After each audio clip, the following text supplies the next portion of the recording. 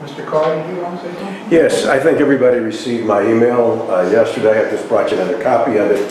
Last week, Mr. Giannotti and Ms. Pender raised the issue of planning and zoning. I think you should, and Mr. Farmer raised the issue also of people being attacked personally, etc. I thought the characterization was one-sided, very unfair. This will give you the other side. The planning and zoning addressed this issue once. They decided that they did not want to change the contractor storage yard.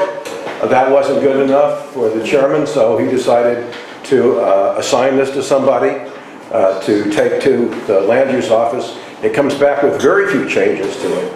And then people are surprised that people are incensed that this has come back to planning and zoning 1 month later.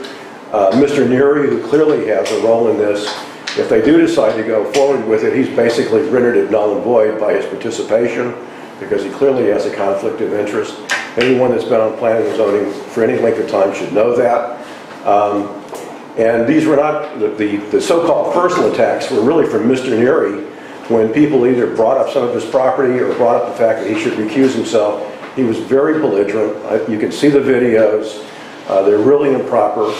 I also thought the Facebook picture was a little improper too. Mr. Carr, I'm going to interrupt you. The reason we posted that, by the way, and I'm not sorry that I did, was because somebody placed that sign on Mr. Neary's property and Kim found it. So the reason we took a picture, we all happened to be together, and she was on her way to my house, picked up the sign off of her property. So please stop telling people that. So where was this? Because I'm not aware of that. Where was the property? It was on her property. East Main? No, it was the one that was on the East Main property. I thought it was East Main Street. So someone went onto her property, placed a sign, and she picked it up. And we all have to be contractors. Yeah. It has nothing to do with being first selectman. The sign says, stop the contractors. Contractor but the contractors are bad. No, what it says is the contractor storage changing. You know what? Well, I'm not going to, but it says right in here, Carl, read the sign. Stop contractors from destroying Clinton. Yeah, stop contractors and junkyards from destroying Clinton. We have to all be contractors. Right, but the problem... Okay? No, No. I'm saying... That's like you not being able to complain about taxes because you're on the Board of Finance. You're on the Board of Finance. It has to do with our living. So you know, we're we can't have an contractors opinion before we're about earning a selectmen. living in town because we sit on the Board of Selectmen.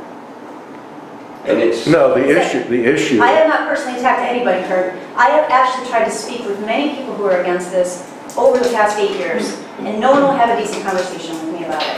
Well, I think... On your end, not mine. No, the issue here is setbacks and fences. And the rules, as they're stated, are 50-foot Why setbacks. didn't you put that on the sign? Come out and speak against setbacks and fences, not stop Contractors and destroying junkyards. Clinton. You have very little time on a sign to put up. You should have. And it wasn't my... You have your whole website, your CTA website. And I didn't... You should have put on that website exactly what the issues were at the meeting. Not, you didn't. You posted pictures of my yard, of Kim's yard, and you just said, come out and speak before it gets worse. You didn't say any, you didn't put the regulation change, you didn't do anything. The reason's nothing. You're disseminating fear. Like we're all out there, you know what? Ruining this town, like it says. Contractors ruining this town. It wasn't for contractors. It's ridiculous. And we Back got on after community. anyone last week. Hey, Mr. Carr, I'm going to stop you right now. I've had it. We are not going to cause havoc at this Board of Selectmen meeting like you successfully have done at other meetings. So please sit down and maybe video and have a good time. But we are going to continue with our meeting now.